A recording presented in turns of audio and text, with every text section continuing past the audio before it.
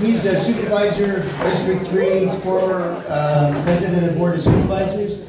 If you don't mind, Aaron, I'd just like to say one thing about you is that I don't know anybody that more perfectly is able to articulate and represent the people that are in his district than Aaron Tuscan. Thank you very much.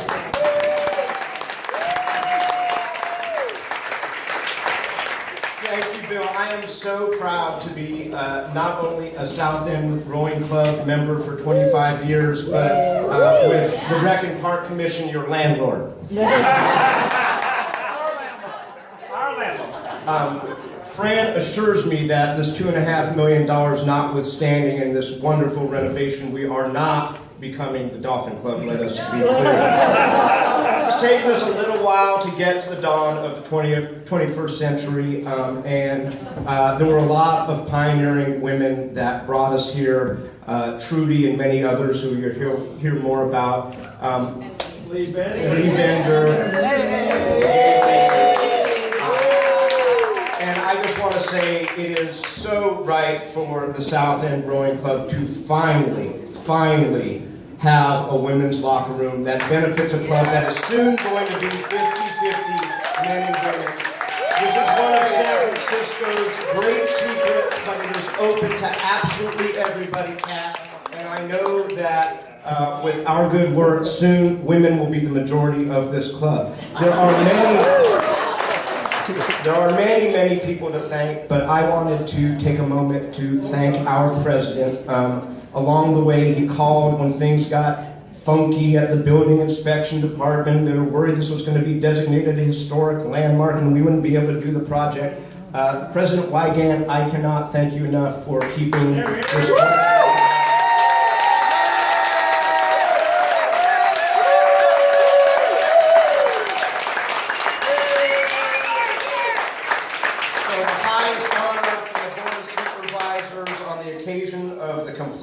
Of the renovation to the women's locker room, the Board of Supervisors commend you.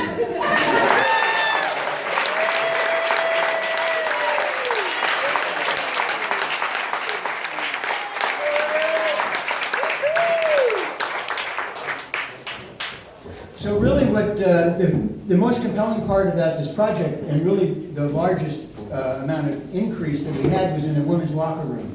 And the women's, really, for me anyway, don't know about the rest of you, but part of the driving force for me was by creating a better women's locker room. First of all, I won't go over it, but it took away one of the only jokes I had. And because by increasing our capacity and improving the women's locker room, we really honor the place of women in our club.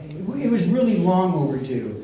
And women, you know, there were 6 of them. I remember this because in 1976, 6 women, you know, had to sue the clubs in order to gain, you know, access. And well, actually, one of our members who's not here today, I don't believe, Buck Delventhal was also involved in that process. But I wrote them down so I wouldn't forget anybody. But it's Joan Brown, Trudy DiLorenzo. You know, she was on the board and a membership commissioner for many years. Mary Dake, Mary Rodman, Diane Major, and of course Lee Bender. Lee, you want to stand up?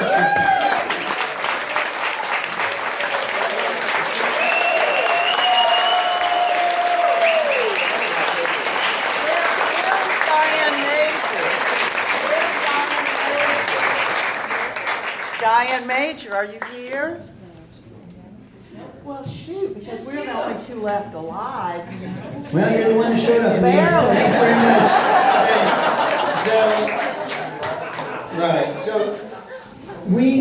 So we set out on this path, and we had the architect of that, at least for me, was Peter Ross is standing back here. Bob Chandler, Jen.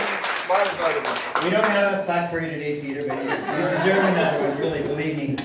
But, Peter made us realize, perhaps, he was also on the fundraising committee for the urban school, and perhaps just because this guy, is a driving force behind a lot of stuff that goes on here at the South End Rowing Club, just because of his intelligence and his ability to adequately articulate where we need to go. And I'm just, really just a poor substitute, really, folks. And so we assembled a fundraising committee.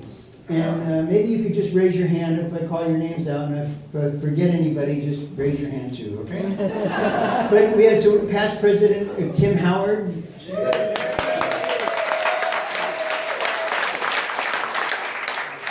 Betsy Blumenthal, Jennifer Brokaw. You're going to hear this name several times today. Kim Cross, Bob Chandler. You can say, okay, Diana Schuster. Yeah, Diana. Madeline Mortimer. Brenda Austin. Unplanned Jane Coble, as we call it. At the time, he was our vice president, Steve Hurwitz. I don't think Keith's here, but Keith and Linda Noel. Rosemary McGowan, and Mary White. The story takes too long to tell, but she is actually the city's most intelligent tree cutter. So we had this committee established, and so it's actually harder to raise money amongst those you consider friends and know, okay? We had to adequately kind of identify the people that could help us. And in order to get to $2.5 million, you have to find people that can help you. And in order to get people to reach a little bit deeper than they might even think they are able to do, we had to, be able to reach them with our message. So one of the things we did is we had a women's luncheon, and I figured we'd start there because the women's locker room. I just wanted to see how committed women were to this project. And for me, one of the quickest ways that I knew that we were going to be successful was what I would find came out of the energy of what I found came out of that women's women's luncheon.